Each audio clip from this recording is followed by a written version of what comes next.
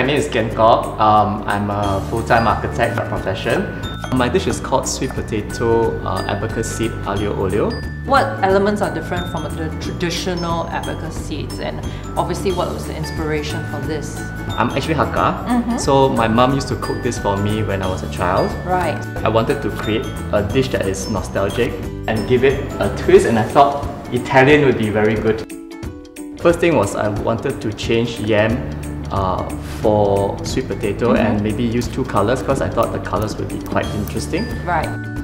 Also, sweet potato as a starch is actually better for us. Right, of course, healthier, yeah. it's a resistant starch. For me, I'm pescatarian and I don't eat meat.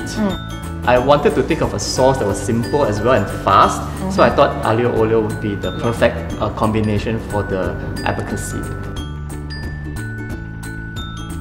Actually, I put in the hebi for a more umami taste. You don't actually need meat to make a dish flavorful.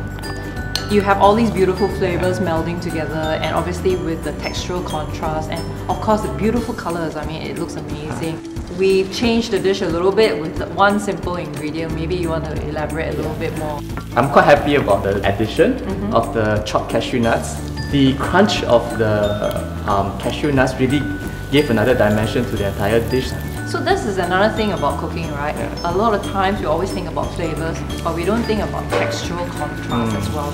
I'm very happy to take part in this year's Finest Festival contest because never in my wildest dream would I think that I would actually have a chance to win. So this proves that anyone can create, that you can make delicious gourmet food at home.